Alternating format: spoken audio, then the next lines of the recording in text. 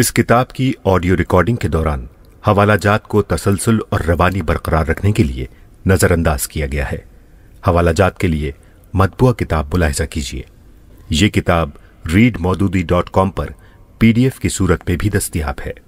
یہ کتاب جماعت اسلامی کراچی کے شعبہ سوشل میڈیا نے دعوتی مقصد کے لیے ریکارڈ کی ہے۔ سید مودودی کی دیگر کتب کے لیے ہماری ویب سائٹ readmaududi.com ملاحظہ کیجیے۔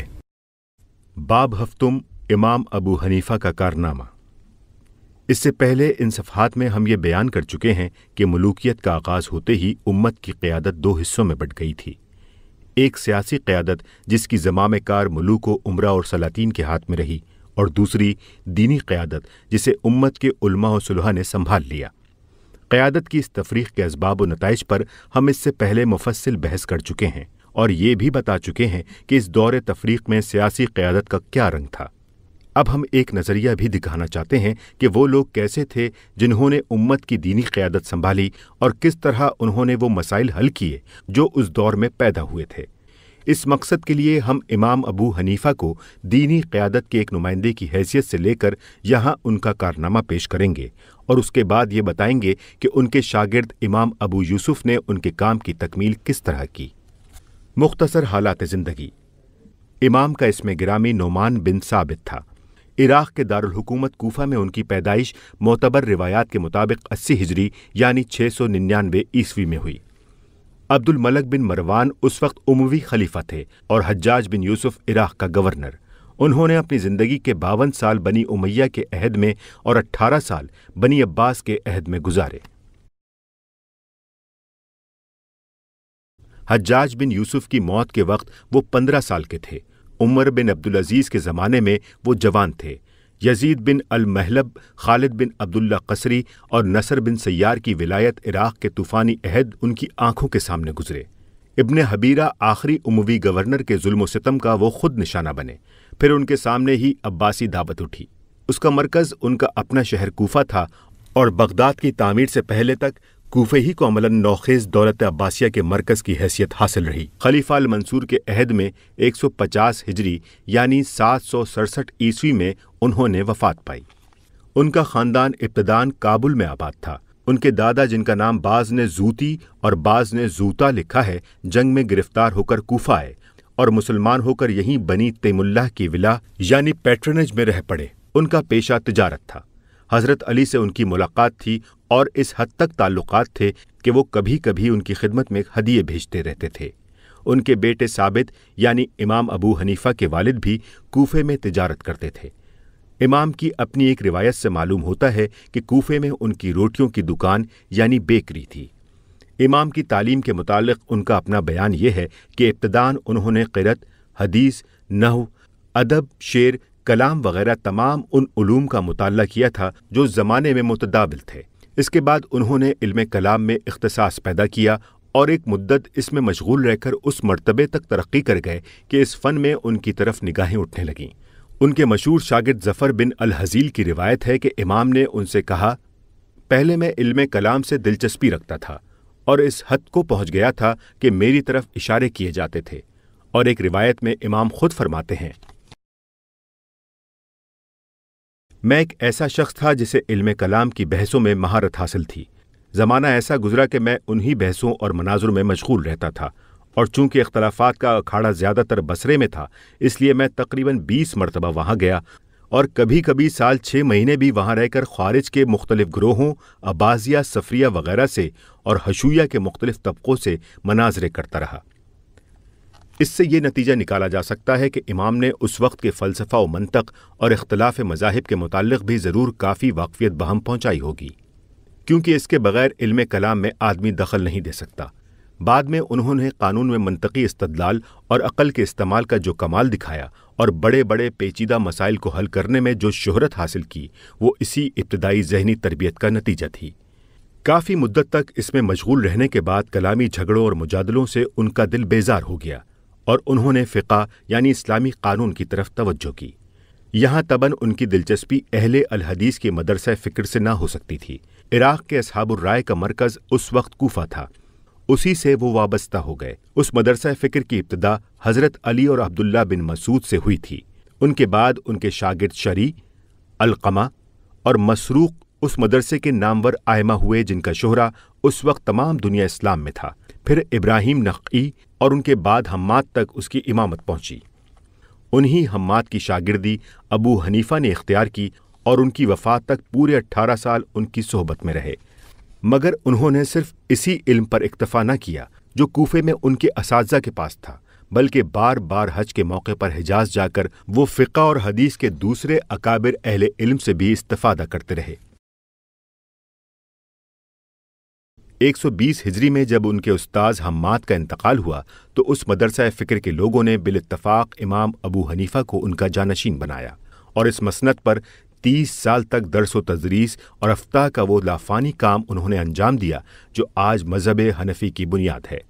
اس 30 سال کی مدت میں انہوں نے بقول بعض 60,000 اور بقول بعض 83,000 قانونی مسائل کے جوابات دیے جو ان کی زندگی ہی میں الگ الگ عنوانات کے تحت مرتب کر دیے گئے۔ 700-800 کی تعداد میں ایسے شاگرد تیار کیے جو دنیا اسلام کے مختلف علاقوں میں پہنچ کر درس و افتاء کے مسند نشین اور عوام کی عقیدتوں کے مرکز بن گئے۔ ان کے شاگردوں میں سے 50 کے قریب ایسے آدمی نکلے جو ان کے بعد سلطنت عباسیہ کے قاضی ہوئے۔ ان کا مذہب اسلامی دنیا کے بہت بڑے حصے کا قانون بن گیا۔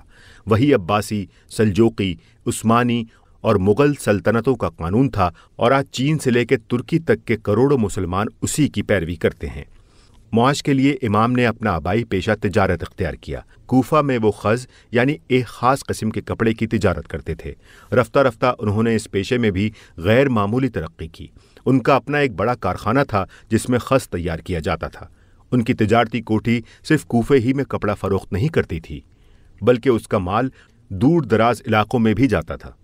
پھر ان کی دیانت پر عام اعتماد جب بڑھا تو یہ کوٹھی عملاً ایک بینک بھی بن گئی جس میں لوگ کروڑوں روپیہ امانت رکھواتے تھے۔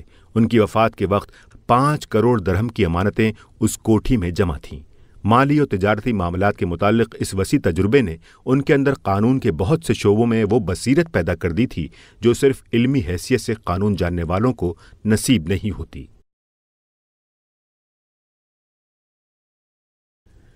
فقہ اسلامی کی تدوین میں اس تجربے نے ان کو بڑی مدد دی۔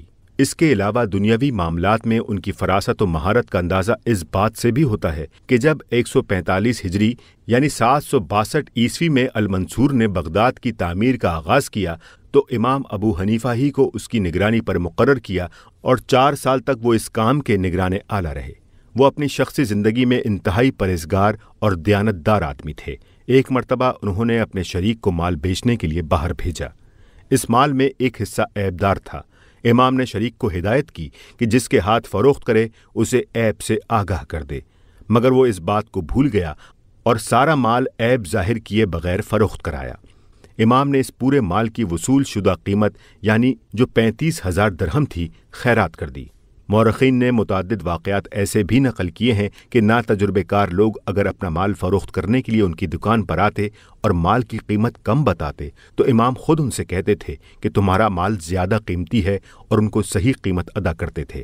ان کے ہم اثر ان کی پرہیزگاری کی تعریف میں غیر معمولی طور پر رطب اللسان ہیں۔ مشہور امام حدیث عبداللہ بن المبارک کا قول ہے، میں نے امام ابو حنیفہ سے زیادہ پرہیزگار آدمی نہیں دیکھا۔ اس شخص کے متعلق کیا کہا جائے گا کہ جس کے سامنے دنیا اور اس کی دولت پیش کی گئی اور اس نے ٹھکرا دیا، کوڑوں سے اس کو پیٹا گیا اور وہ ثابت قدم رہا، اور وہ مناصب جن کے پیچھے لوگ دوڑتے پھرتے ہیں کبھی قبول نہ کیے۔ قاضی ابن شبرمہ کہتے ہیں، دنیا ان کے پیچھے لگی مگر وہ اس سے بھاگے، اور ہم سے وہ بھاگی مگر ہم اس کے پیچھے لگے۔ حسن بن زیاد کہتے ہیں، خدا کی قسم ابو حنیفہ نے کبھی کسی امیر کا عطیہ یا ہدیہ قبول نہیں کیا۔ ہارون الرشید نے ایک دفعہ امام ابو یوسف سے ابو حنیفہ کی صفت پوچھی۔ انہوں نے کہا، باخدا وہ اللہ کی حرام کردہ چیزوں سے سخت پرہیز کرنے والے، اہل دنیا سے مجتنب اور اکثر خاموش رہنے والے آدمی تھے۔ ہمیشہ غور و فکر میں لگے رہتے اور فضول باتیں کبھی نہ کرتے۔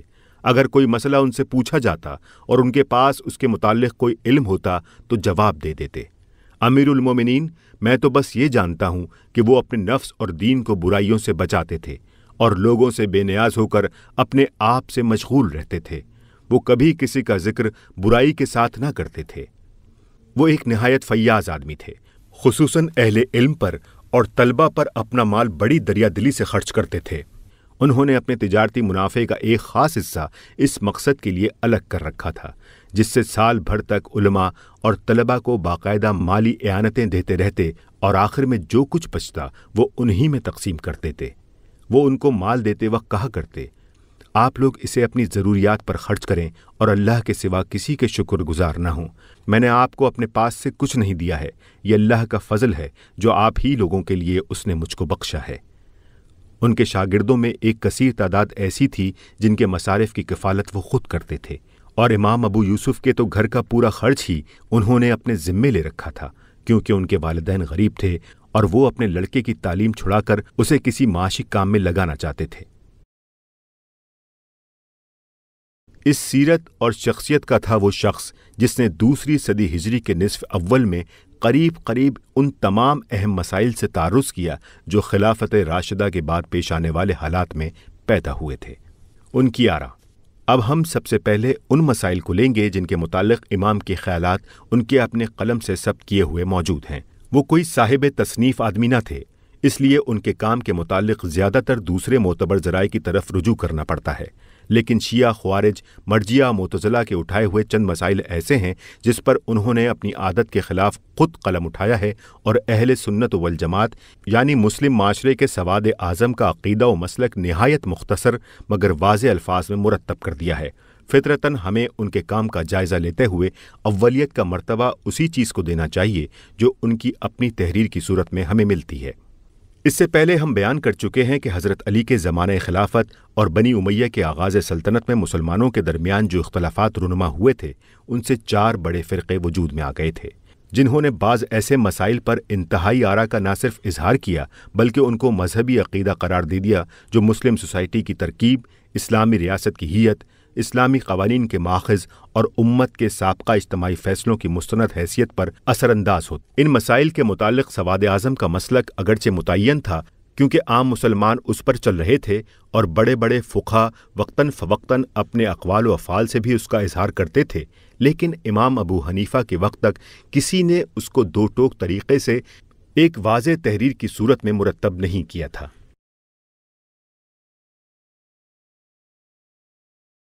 अक़ीदा अहले सुन्नत की तौज़ी।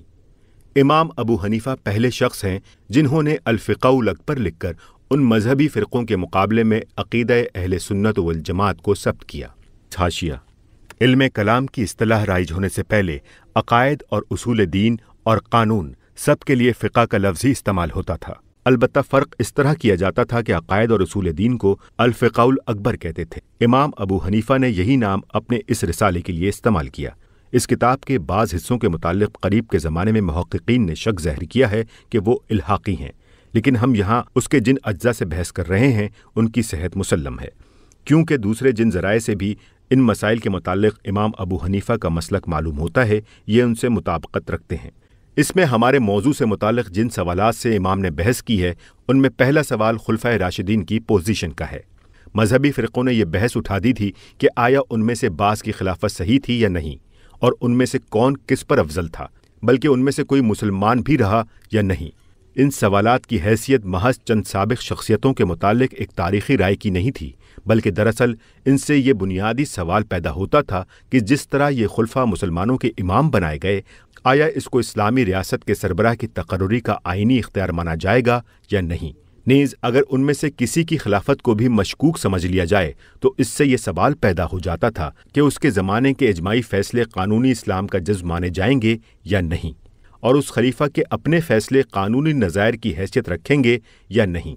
इसके अलावा उनकी खिलाफत की सेहत व अदम सेहत और उनके ईमान व अदम ईमान, हत्ता कि उनमें से बाज़ पर बाज़ की फजीलत का सवाल भी आप से आप इस सवाल पर मुंतही होता था कि बाद के मुसलमान आया इस इब्तदाई इस्लामी माशरे पर एतमाद रखते हैं और उसके इज्तिमाई फ़ैसलों को तस्लीम करते हैं या नहीं, जो पैगम्बर इस्लाम सल्लल्लाहु अलैहि वसल्लम की बराह रास्त तरबियत और रहनुमाई में बना था, और जिसके तवस्सुत ही से बाद की नस्लों को कुरान और सुन्नत पैगम्बर और इस्लामी अहकाम की सारी मालूमात पहुँची हैं।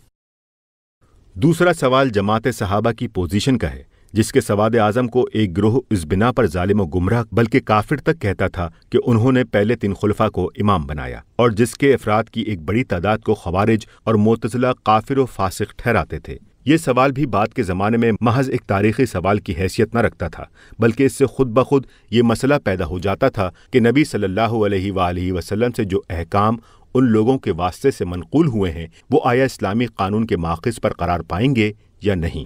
تیسرا اہم اور بنیادی سوال ایمان کی تعریف، ایمان و کفر کے اصولی فرق اور گناہ کے اثرات و نتائج کا تھا، جس پر خوارج، معتزلہ اور مرجئہ کے درمیان سخت بحثیں اٹھی ہوئی تھیں۔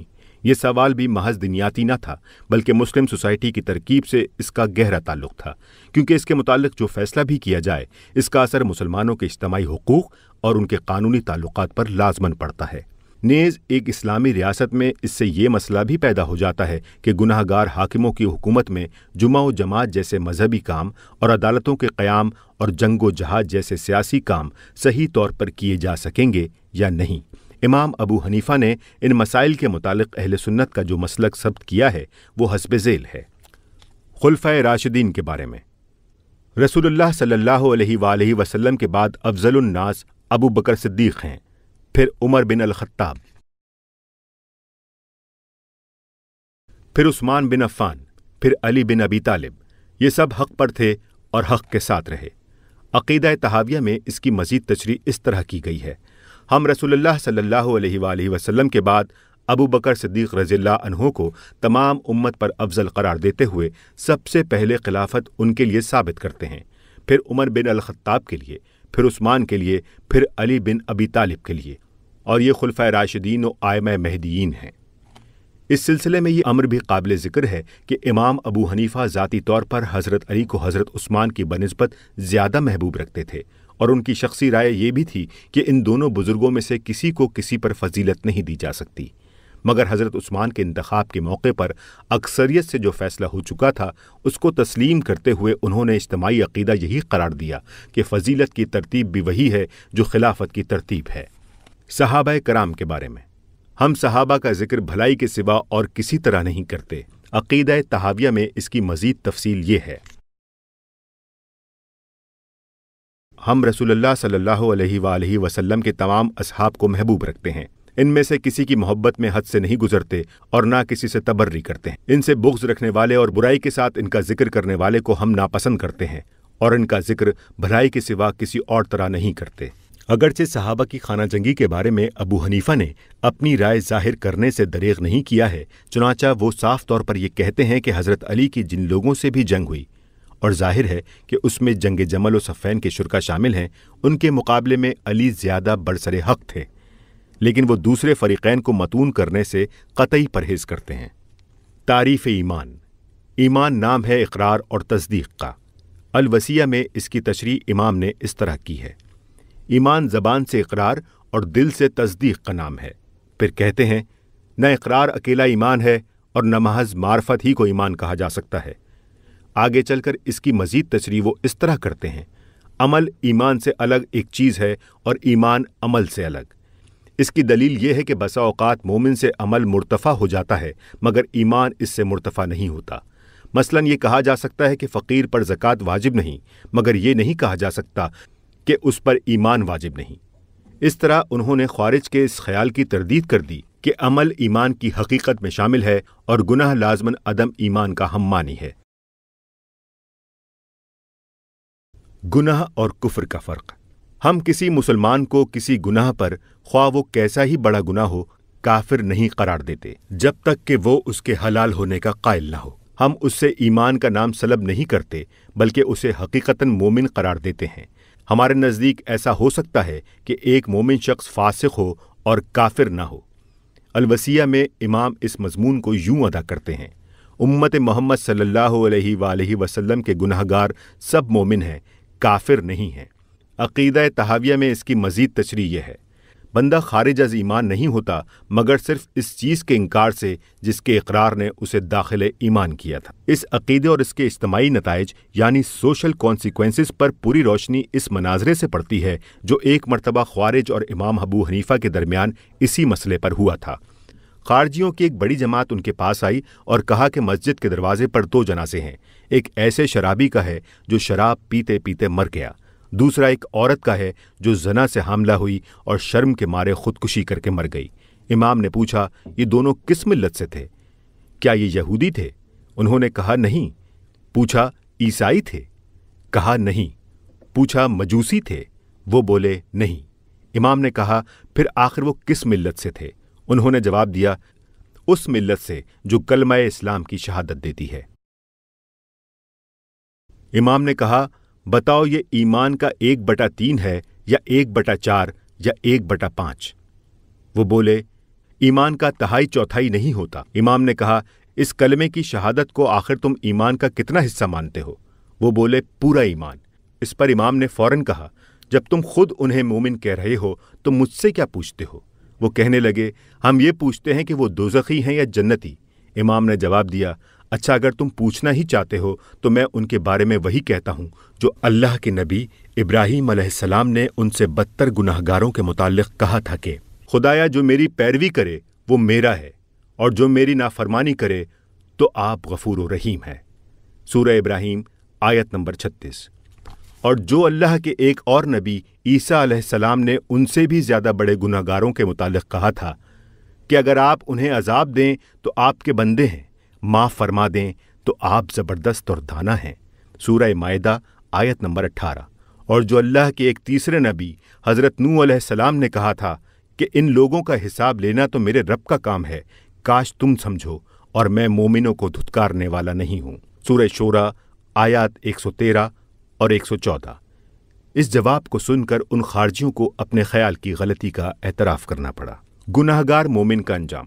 ہم یہ نہیں کہتے کہ مومن کے لیے گناہ نقصان دہ نہیں ہے، اور ہم نہ یہ کہتے ہیں کہ مومن دوزخ میں نہیں جائے گا، اور نہ یہی کہتے ہیں کہ وہ ہمیشہ ہمیشہ دوزخ میں رہے گا اگر وہ فاسق ہو، اور ہم مرجیہ کی طرح نہیں کہتے کہ ہماری نیکیاں ضرور مقبول اور ہماری برائیاں معاف ہو جائیں گی۔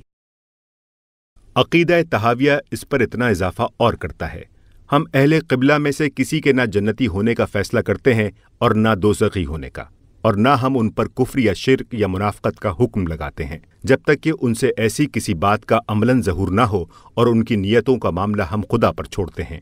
اس عقیدے کے نتائج۔ اس طرح امام نے شیعہ و خوارج اور معتزلہ و مرجیہ کی انتہائی آراء کے درمیان ایک ایسا متوازن عقیدہ پیش کیا جو مسلم معاشرے کو انتشار اور باہمی تصادم و منافرت سے بھی بچاتا ہے اور اس کے افراد کو اخلاقی بے قیدی اور گناہوں پر جسارت سے بھی روکتا ہے۔ جس فتنے کے زمانے میں امام نے عقیدہ اہل سنت کی یہ وضاحت پیش کی تھی، اس کی تاریخ کو نگاہ میں رکھا جائے تو اندازہ ہوتا ہے کہ یہ ان کا بڑا کارنامہ تھا جس سے انہوں نے امت کو راہ اعتدال پر قائم رکھنے کی صحیح بلیغ فرمائی تھی۔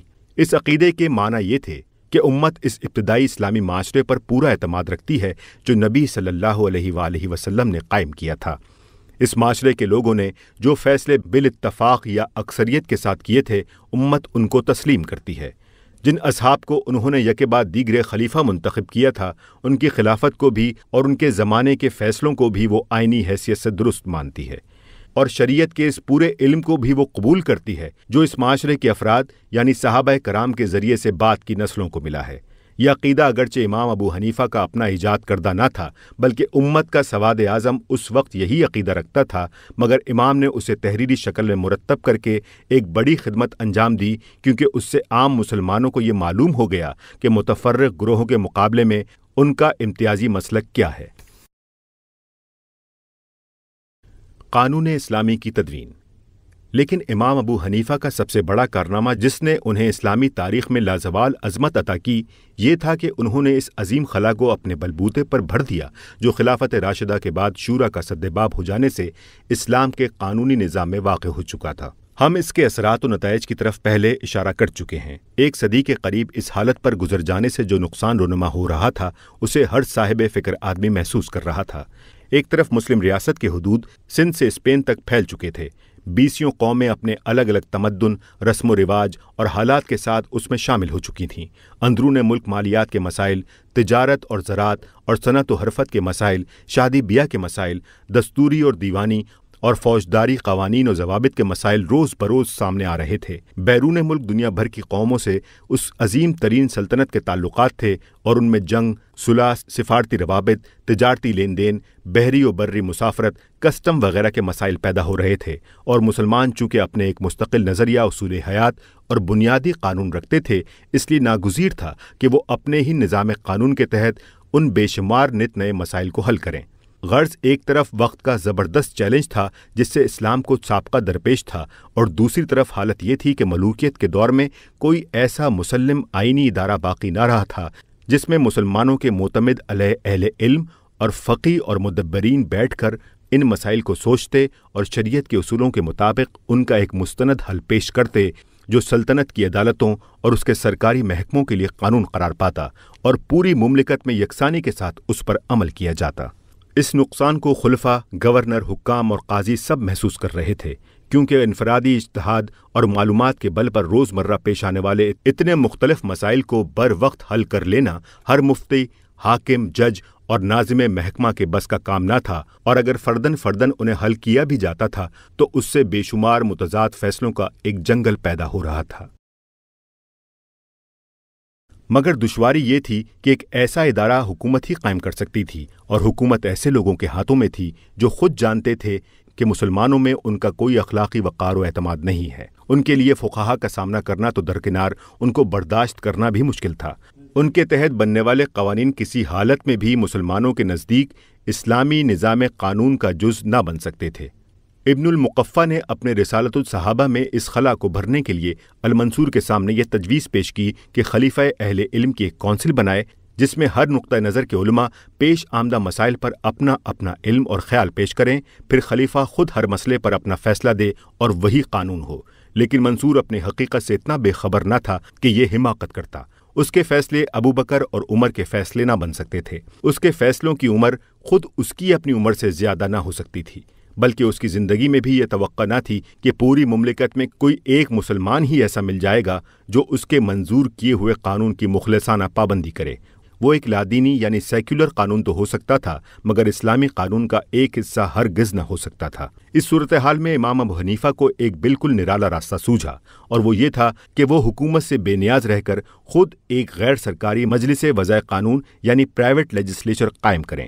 یہ تجویز ایک انتہائی بدیع الفکر آدمی ہی سوچ سکتا تھا، اور مزید برآں اس کی ہمت صرف وہی شخص کر سکتا تھا جو اپنی قابلیت پر، اپنے کردار پر اور اپنے اخلاقی وقار پر اتنا اعتماد رکھتا ہو کہ اگر وہ کوئی ایسا ادارہ قائم کر کے قوانین مدون کرے گا تو کسی سیاسی قوت نافذہ یعنی پولیٹیکل سینکشن کے بغیر اس کے مدون کردہ قوانین اپنی خوبی، اپنی صحت، اپنی مطابقت احوال اور اپنے مدون کرنے والوں کے اخلاقی اثر کے بل پر خود نافذ ہوں گے۔ قوم خود ان کو قبول کرے گی اور سلطنتیں آپ سے آپ ان کو تسلیم کرنے پر مجبور ہوں گی۔ امام کوئی غیب داں نہ تھے کہ پیشگی ان نتائج کو دیکھ لیتے جو فی الواقع ان کے بعد نصف صدی کے اندر ہی برآمد ہو گئے، مگر وہ اپنے آپ کو اور اپنے ساتھیوں کو جانتے تھے، مسلمانوں کے اجتماعی مزاج سے واقف تھے اور وقت کے حالات پر گہری نظر رکھتے تھے۔ انہوں نے ایک کمال درجے کے دانا و دوراندیش انسان کی حیثیت سے بالکل صحیح اندازہ کر لیا کہ وہ اس خلا کو اپنی نجی حیثیت سے بھر سکتے ہیں، اور ان کے بھرنے سے یہ خلا واقعی بھر جائے گا۔ اس مجلس کے شرکا امام کے اپنے شاگرد تھے، جن کو سال ہر سال تک انہوں نے اپنے مدرسہ قانون میں باقاعدہ قانونی مسائل پر سوچنے، علمی طرز پر تحقیقات کرنے اور دلائل سے نتائج مستنبط کرنے کی تربیت دی تھی۔ ان میں سے قریب ہر شخص امام کے علاوہ وقت کے دوسرے بڑے بڑے اساتذہ سے بھی قرآن، حدیث، فقہ اور دوسرے مددگار علوم مثلاً لغت، نحو، ادب اور تاریخ و سیر کی تعلیم حاصل کر چکا تھا۔ مختلف شاگرد مختلف علوم کے اختصاصی ماہر سمجھے جاتے تھے۔ مثلاً کسی کو قیاس و رائے میں نمایاں مقام حاصل تھا، کسی کے پاس احادیث اور صحابہ کے فتاوی اور پچھلے خلفاء و قضاء کے نظائر کی وسیع معلومات تھیں، اور کوئی علم تفسیر یا قانون کے کسی خاص شعبے یا لغت اور نحو یا مغازی کے علم میں اختصاص رکھتا تھا۔ ایک دفعہ امام نے خود اپنی ایک گفتگو میں بتایا کہ یہ کس مرتبے کے لوگ تھے۔ یہ 36 آدمی ہیں، جن میں سے 28 قاضی ہونے کے لائق ہیں، 6 فتویٰ دینے کی اہلیت رکھتے ہیں، اور 2 اس درجے کے آدمی ہیں کہ قاضی اور مفتی تیار کر سکتے ہیں۔ اس مجلس کا طریقہ کار جو امام کے معتبر سوانح نگاروں نے لکھا ہے، وہ ہم خود انہی کے الفاظ میں یہاں نقل کرتے ہیں۔ الموفق بن احمد المکی لکھتا ہے، ابو حنیفہ نے اپنا مذہب ان کے یعنی اپنے فاضل شاگردوں کے مشورے سے مرتب کیا ہے۔ وہ اپنی حد وسع تک دین کی خاطر زیادہ سے زیادہ جاں فشانی کرنے کا جو جذبہ رکھتے تھے اور خدا اور رسول خدا اور اہل ایمان کے لیے جو کمال درجے کا اخلاص ان کے دل میں تھا، اس کی وجہ سے انہوں نے شاگردوں کو چھوڑ کر یہ کام محض اپنی انفرادی رائے سے کر ڈالنا پسند نہ کیا۔ وہ ایک ایک مسئلہ ان کے سامنے پیش کرتے تھے، اس کے مختلف پہلو ان کے سامنے لاتے تھے، جو کچھ ان کے پاس علم اور خیال ہوتا اسے سنتے اور اپنی رائے بھی بیان کرتے، حتیٰ کہ بعض اوقات ایک ایک مسئلے پر بحث کرتے ہوئے مہینہ بھر اور اس سے بھی زیادہ لگ جاتا تھا۔ آخر جب ایک رائے قرار پا جاتی تو اسے قاضی ابو یوسف کتب اصول میں ثبت کرتے۔ ابن البزار الکردری کا بیان ہے، ان کے شاگرد ایک مسئلے پر خوب دل کھول کر بحث کرتے اور ہر فن کے نقطہ نظر سے گفتگو کرتے۔ اس دوران میں امام خاموشی کے ساتھ ان کی تقریریں سنتے رہتے تھے۔ پھر جب امام زیر بحث مسئلے پر اپنی تقریر شروع کرتے تو مجلس میں ایسا سکوت ہوتا جیسے یہاں ان کے سوا کوئی اور نہیں بیٹھا ہے۔ عبداللہ بن المبارک کہتے ہیں کہ ایک مرتبہ اس مجلس میں 3 دن تک مسلسل ایک مسئلے پر بحث ہوتی رہی۔ تیسرے دن شام کے وقت میں نے جب اللہ اکبر کی آوازیں سنی تو پتہ چلا کہ اس بحث کا فیصلہ ہو گیا۔ امام کے ایک اور شاگرد ابو عبداللہ کے بیان سے معلوم ہوتا ہے کہ اس مجلس میں امام ابو حنیفہ اپنی جو رائیں ظاہر کرتے تھے انہیں بعد میں وہ پڑھوا کر سن لیا کرتے تھے، چنانچہ ان کے الفاظ یہ ہیں: میں امام کے اقوال ان کو پڑھ کر سناتا تھا۔ ابو یوسف یعنی مجلس کے فیصلے ثبت کرتے ہوئے ساتھ ساتھ اپنے اقوال بھی درج کر دیا کرتے تھے، اس لیے پڑھتے وقت میں کوشش کرتا تھا کہ ان کے اقوال چھوڑتا جاؤں اور صرف امام کے اپنے اقوال انہیں سناؤں۔ ایک روز میں چوک گیا اور دوسرا قول بھی میں نے پڑھ دیا۔ امام نے پوچھا، یہ دوسرا قول کس کا ہے؟ اس کے ساتھ المکی کے بیان سے یہ بھی معلوم ہوتا ہے کہ اس مجلس کے جو فیصلے لکھے جاتے تھے ان کو الگ الگ عنوانات کے تحت کتابوں اور ابواب میں مرتب بھی امام ابو حنیفہ کی زندگی میں ہی کر دیا گیا تھا۔ ابو حنیفہ پہلے شخص ہیں جنہوں نے اس شریعت کے علم کو مدون کیا، ان سے پہلے کسی نے یہ کام نہیں کیا تھا۔ ابو حنیفہ نے اس کو کتابوں اور جدا جدا عنوانات کے تحت ابواب کی شکل میں مرتب کر دیا تھا۔ اس مجلس میں جیسا کہ ہم پہلے المکی ہی کے حوالے سے بتا چکے ہیں کہ 83,000 قانونی مسائل طے کیے گئے تھے۔ اس میں صرف وہی مسائل زیر بحث نہیں آئے تھے جو اس وقت تک عملاً لوگوں کو یا ریاست کو پیش آ چکے تھے، بلکہ معاملات کی امکانی صورتیں فرض کر کے ان پر بھی بحث کی جاتی اور ان کا حل تلاش کیا جاتا تھا، تاکہ آئندہ اگر کبھی کوئی نئی صورت پیش آ جائے جو اب تک نہ پیش آئی ہو تو قانون میں پہلے سے اس کا حل موجود ہو۔ یہ مسائل قریب ہر شعبہ قانون سے متعلق تھے۔ بین الاقوامی قانون، جس کے لیے السیر کی اصطلاح مستعمل تھی، دستوری قانون، دیوانی و فوجداری قانون، قانون شہادت، ضابطۂ عدالت، معاشی زندگی کے ہر شعبے کے الگ قوانین، نکاح و طلاق اور وراثت وغیرہ شخصی احوال کے قوانین اور عبادات کے احکام، یہ سب عنوانات ہم کو ان کتابوں کی فہرستوں میں ملتے ہیں جو اس مجلس کے فراہم کردہ مواد سے امام ابو یوسف نے اور پھر امام محمد بن حسن الشیبانی نے بعد میں مرتب کی۔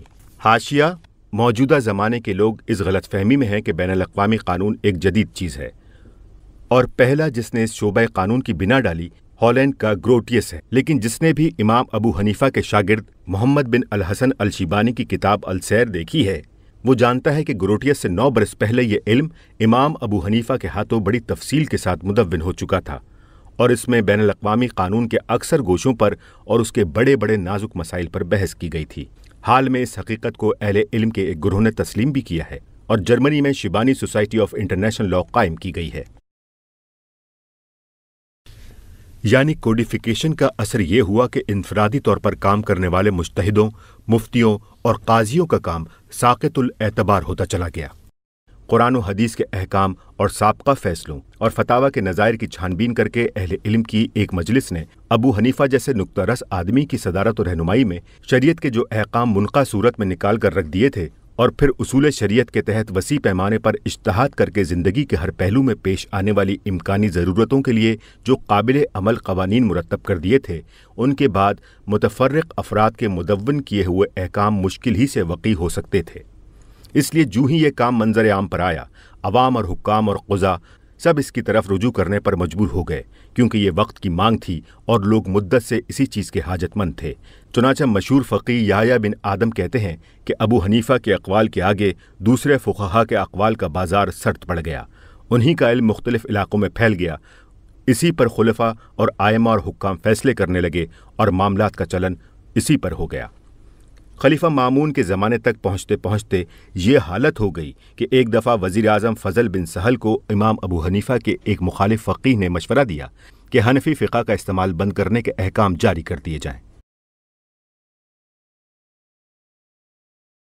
وزیر اعظم نے باخبر اور معاملہ فہم لوگوں کو بلا کر اس معاملے میں رائے لی۔ انہوں نے بالاتفاق کہا، یہ بات نہیں چلے گی اور سارا ملک آپ لوگوں پر ٹوٹ پڑے گا۔ جس شخص نے آپ کو یہ مشورہ دیا ہے وہ ناقص العقل ہے۔ وزیر نے کہا، میں خود بھی اس خیال سے متفق نہیں ہوں اور امیر المومنین بھی اس پر راضی نہ ہوں گے۔ اس طرح تاریخ کا یہ اہم واقعہ رونما ہوا کہ ایک شخص واحد کی قائم کی ہوئی نجی مجلس وضع قوانین کا مرتب کیا ہوا قانون محض اپنے اوصاف اور اپنے مرتب کرنے والوں کی اخلاقی ساخت کے بل پر ملکوں اور سلطنتوں کا قانون بن کر رہا۔ اس کے ساتھ دوسرا اہم نتیجہ اس کا یہ بھی ہوا کہ اس نے مسلم مفکرین قانون کے لیے اسلامی قوانین کی تدوین کا ایک نیا راستہ کھول دیا۔ بعد میں جتنے بڑے بڑے دوسرے فقہی نظام بنے وہ اپنے طرز اجتہاد اور نتائج اجتہاد میں چاہے اس سے مختلف ہوں، مگر ان کے لیے نمونہ یہی تھا جسے سامنے رکھ کر ان کی تعمیر کی گئی۔